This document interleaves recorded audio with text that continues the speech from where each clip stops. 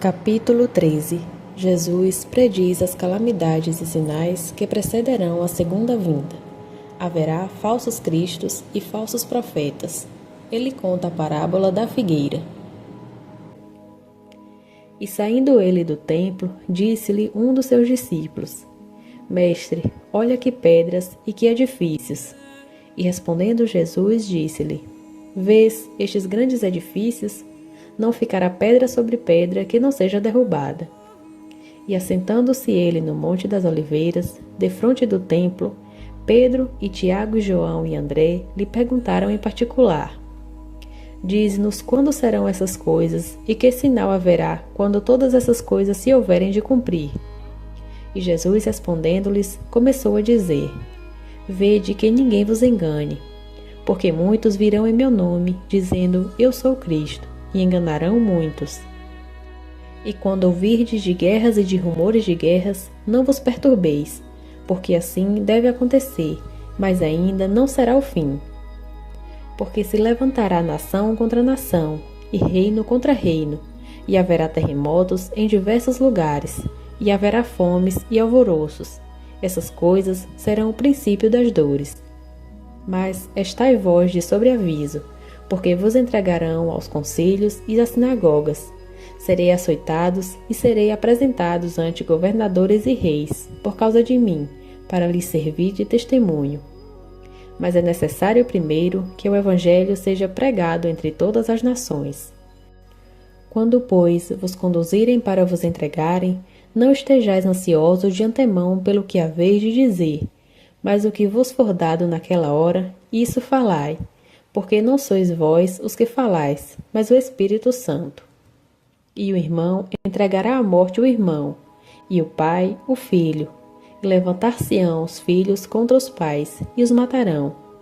E sereis odiados por todos por causa do meu nome, mas quem perseverar até o fim, este será salvo.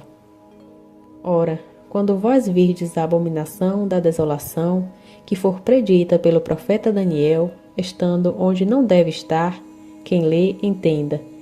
Então, os que estiverem na Judeia, fujam para os montes. E o que estiver sobre o telhado, não desça para casa, nem entre para pegar coisa alguma de sua casa. E o que estiver no campo, não volte atrás para pegar suas vestes. Mas, ai das grávidas e das que amamentarem naqueles dias. Orai, pois, para que a vossa fuga não suceda no inverno. Porque naqueles dias haverá uma aflição tal que nunca houve desde o princípio da criação, que Deus criou, até agora, nem tampouco haverá. E se o Senhor não abreviasse aqueles dias, nenhuma carne se salvaria. Mas, por causa dos eleitos que escolheu, abreviou aqueles dias. E então, se alguém vos disser, eis aqui o Cristo, ou ei-lo aqui, não acrediteis nele. Porque se levantarão falsos cristos e falsos profetas, e farão sinais e prodígios para enganarem, se for possível, até os eleitos. Mas estai vós de sobreaviso, eis que eu vos predisse tudo.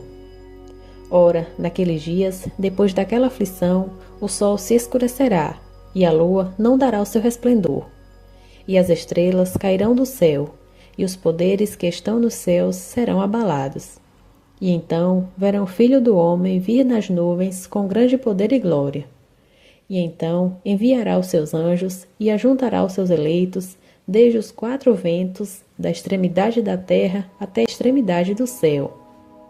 Aprendei, pois, a parábola da figueira. Quando já o seu ramo se torna tenro e brota folhas, bem sabeis que está próximo o verão. Assim também vós, quando vides sucederem essas coisas, sabei que já está próximo às portas. Na verdade vos digo que não passará esta geração até que todas essas coisas aconteçam. Passarão o céu e a terra, mas as minhas palavras não passarão. Porém, daquele dia e hora ninguém sabe, nem os anjos que estão no céu, nem o Filho, senão o Pai. Olhai, vigiai e orai, porque não sabeis quando chegará o tempo. Como o homem que, partindo para fora da terra, deixou a sua casa, e deu autoridade a seus servos, e a cada um a sua obra, e mandou ao porteiro que vigiasse.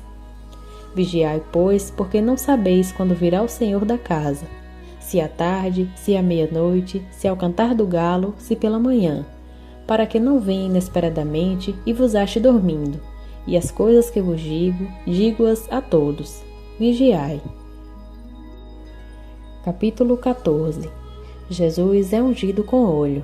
Ele come a Páscoa, institui o sacramento, sofre no Getsemane e é traído por Judas. Jesus é acusado falsamente e Pedro nega que o conhece. E dali a 2 dias era a Páscoa e a festa dos pães ázimos, e os principais dos sacerdotes e os escribas buscavam como prenderiam com dolo e o matariam. Mas eles diziam: não na festa, para que porventura não se faça alvoroço entre o povo.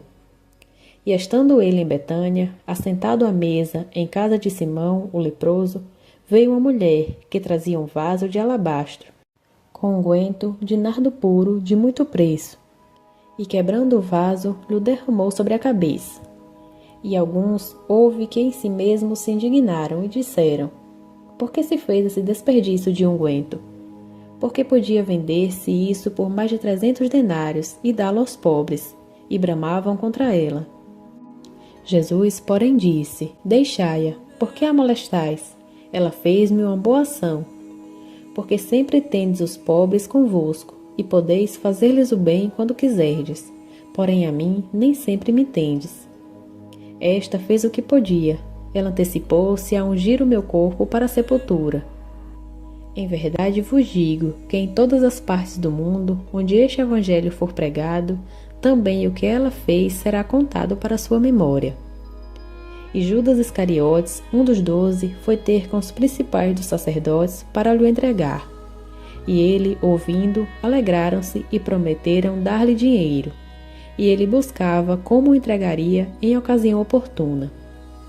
E no primeiro dia dos pães ázimos, quando se sacrificava a Páscoa, disseram-lhe os discípulos: aonde queres que vamos preparar-te o necessário para comer a Páscoa? E enviou 2 dos seus discípulos e disse-lhes: ide à cidade, e o homem que leva um cântaro de água vos encontrará. Segui-o. E onde quer que ele entrar, dizei ao senhor da casa: o mestre diz: onde está o aposento em que hei de comer a Páscoa com os meus discípulos? E ele vos mostrará um grande cenáculo mobiliado e preparado. Ali a preparai. E saindo seus discípulos foram à cidade, e acharam como ele lhes tinha dito, e prepararam a Páscoa. E ao entardecer foi com os 12. E quando estavam assentados à mesa e comendo, disse Jesus: em verdade vos digo que um de vós que comigo come há de trair-me. E eles começaram a entristecer-se e a dizer-lhe um após o outro: porventura sou eu? E outro: porventura sou eu? Porém, ele respondendo disse-lhes: é um dos 12 que põe comigo a mão no prato. Na verdade, o Filho do Homem vai, como dele está escrito. Mas ai daquele homem por quem o Filho do Homem é traído. Bom seria ao tal homem não haver nascido. E comendo eles, tomou Jesus pão e, abençoando-o, o partiu e deu-lhe e disse: tomai, comei, isto é o meu corpo. E tomando o cálice e dando graças, deu-lhe, e todos beberam dele. E disse-lhes: isto é o meu sangue, o sangue do Novo Testamento, que por muitos é derramado. Em verdade vos digo que não beberei mais do fruto da vide, até aquele dia em que eu beba novo no reino de Deus. E tendo cantado o hino, saíram para o Monte das Oliveiras. E disse-lhes Jesus: todos vós esta noite vos escandalizareis em mim, porque escrito está: ferirei o pastor e as ovelhas se dispersarão. Mas depois que eu houver ressuscitado, irei adiante de vós para a Galileia. E disse-lhe Pedro: ainda que todos se escandalizem, nunca, porém, eu. E disse-lhe Jesus: em verdade te digo que hoje, nesta noite, antes que o galo cante 2 vezes, 3 vezes me negarás. Mas ele dizia cada vez mais: ainda que me seja necessário morrer contigo, de modo nenhum te negarei. E da mesma maneira diziam todos também. E foram a um lugar chamado Getsemane, e disse aos seus discípulos: Assentai-vos aqui, enquanto eu oro. E tomou consigo Pedro e Tiago e João, e começou a afligir-se e a angustiar-se. E disse-lhes: A minha alma está profundamente triste até a morte. Ficai aqui e vigiai. E tendo ido um pouco mais adiante, prostrou-se em terra e orou para que, se fosse possível, passasse dele aquela hora. E disse: Abba, Pai, todas as coisas te são possíveis. Afasta de mim esse cálice. Porém, não seja o que eu quero, mas o que tu queres. E chegando, achou-os dormindo e disse a Pedro: Simão, dormes? Não podes vigiar 1 hora? Vigiai e orai, para que não entreis em tentação. O espírito, na verdade, está pronto, mas a carne é fraca. E tornando a ir, orou, dizendo as mesmas palavras. E retornando, achou-os outra vez dormindo, porque os seus olhos estavam carregados, e não sabiam o que responder-lhe. E voltou uma terceira vez, e disse-lhes: Dormi agora e descansai. Basta, é chegada a hora. Eis que o Filho do Homem vai ser entregue nas mãos dos pecadores. Levantai-vos, vamos, eis que está perto o que me trai. E logo falando ele ainda, veio Judas, que era um dos 12, da parte dos principais dos sacerdotes e dos escribas e dos anciãos, e com ele uma grande multidão com espadas e varapaus. Ora, o que o traía tinha-lhes dado um sinal, dizendo: Aquele que o beijar, esse é. Prendei-o e levai-o com segurança. E logo que chegou, aproximou-se dele e disse-lhe: Rabi, Rabi, e beijou-o. E lançaram-lhe as mãos e o prenderam. E um dos que ali estavam presentes, puxando da espada, feriu o servo do sumo sacerdote e cortou-lhe a orelha. E respondendo Jesus, disse-lhes: Saístes com espadas e varapaus para prender-me como a um salteador? Todos os dias estive convosco ensinando no templo, e não me prendestes, mas assim se faz para que as Escrituras se cumpram. Então, deixando-o, todos fugiram. E um certo jovem o seguia, envolto em um lençol sobre o corpo nu, e os jovens o prenderam. E ele, largando o lençol, fugiu nu dentre eles. E levaram Jesus ao sumo sacerdote, e ajuntaram-se a ele todos os principais dos sacerdotes, e os anciãos e os escribas. E Pedro o seguiu de longe, até dentro do pátio do sumo sacerdote, e estava assentado com os servidores, e aquentando-se ao fogo. E os principais dos sacerdotes e todo o concílio buscavam algum testemunho contra Jesus, para o matar, e não o achavam, porque muitos testificavam falsamente contra ele, mas os testemunhos não eram coerentes. E levantando-se alguns, testificavam falsamente contra ele, dizendo: Nós o ouvimos dizer: Eu derrubarei este templo, construído por mãos, e em 3 dias edificarei outro, não feito por mãos. E nem assim o seu testemunho era coerente. E levantando-se o sumo sacerdote no meio, perguntou a Jesus, dizendo: Nada respondes? Que testificam estes contra ti?